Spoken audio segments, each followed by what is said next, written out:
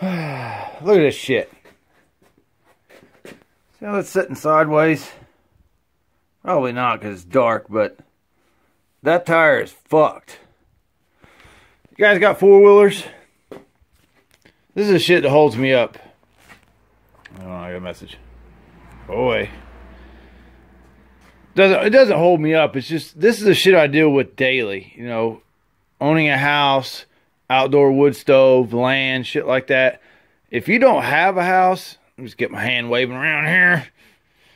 If you don't have a house or land, I can't say to not rent. I don't believe in renting. I believe it is a waste of money. But, you know, if you get a house and property, then you kind of want to do stuff.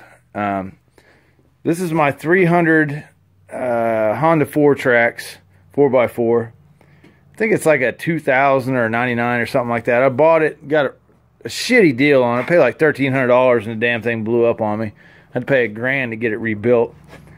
But yeah, I know this is not about all audio. I like to tell you about my life sometimes.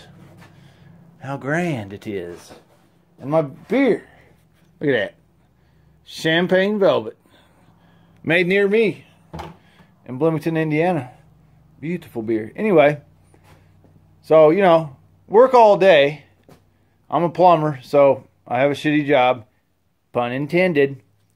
But I come home. I got my camper shell's leaking on my truck. It's a slight leak. 2 of them, I believe, on one side. So I had to silicone my windows. And then my diesel was squeaking on the front left tire, which usually means a wheel bearing is bad. Luckily, that's not the case because I had to jack it up. And then I got this guy to deal with. Flat tire. Well, they're dry rotted all to hell. Yeah, you can see cracks. That one's still okay. This one is just, I don't know how well you can see the cracks and stuff, but it's done for. So, since I'm cheap and poor, I bought tubes. But this is the crap I got to deal with all the time. Look, this was zip tied on already, and then I broke it off pulling it on my diesel because it's so damn tall. I backed it up because I don't have any brakes, and then I lost traction. Like my front left tire fell off the ramp. That's some scary stuff. Like my truck sits very high. So I just gave it hell because it was either that or I was going face forward with this heavy ass four-wheeler coming on me. And ripped this guy off, so I had to stitch it back up. But any of you guys have four-wheelers? Like, I don't really play with this. This rarely, it never gets played with. Because I have to have it to work because I have my wood stove over there. You see that green thing right there? It's my wood stove. And it takes a lot of wood. So this helps me move wood around, man. It comes in very handy. Very handy. But yeah, this is my day. Getting ready to fix a tire. This guy put a tube in it. Good times. There's the tire off right there. Let me show you. I watched a guy online. He took a bottle jack in his truck to get this tire broke. Now, I ain't gonna lie, I got a couple things of, not fix-a-flat, but slime up in here. And I was like, man, I don't feel like getting my bottle jack out. I thought about my normal jack. And then I just thought about my wife's car here. Because my trucks are in the back.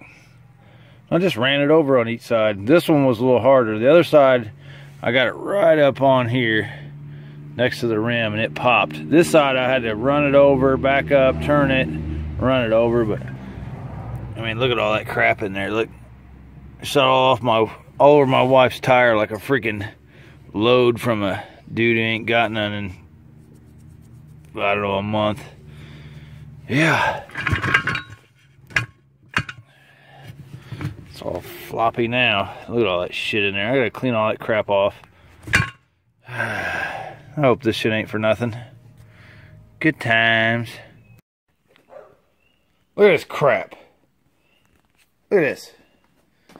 It's a whole plastic thing full of rags with slime on them because I slimed these tires.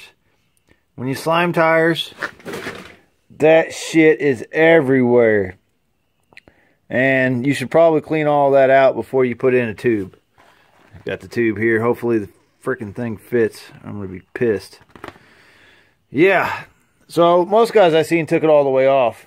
But it's being a pain in the ass. So I'm just going to put the tube on from the other side. Like, yeah.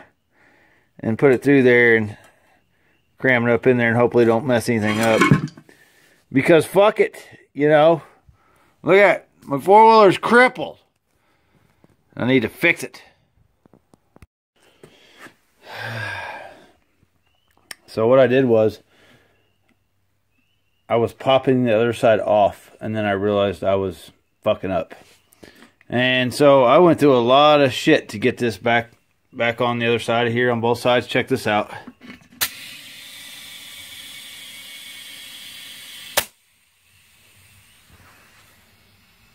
You probably can't hear it.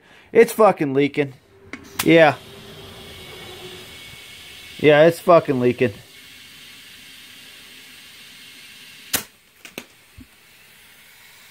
Yeah, it's fucking leaking all over the place. Fuck you. I guess that's why I bought 2 tubes. But this other one, I will be airing up before I put the motherfucker in there. But I don't think it's the place's fault. I went through a lot of shit getting this back on. And I'm pretty sure I probably poked a hole or 2 in it. So, awesome. Fucking love it. I just want to go back to audio. I just want to do audio. Fuck this shit. So it's a new day. As you can see by the sunlight outside. And I realized a couple things. Don't drink when you do stuff. I mean sometimes, but maybe when you're doing something for the first time, maybe better not to drink. Also, maybe if I use soapy water, or I think I'll use WD-40 silicone stuff to make this rim slick so it comes off easier. But yeah, now I get to put this other tube on because popped a hole in that one putting it on last night. So fun stuff.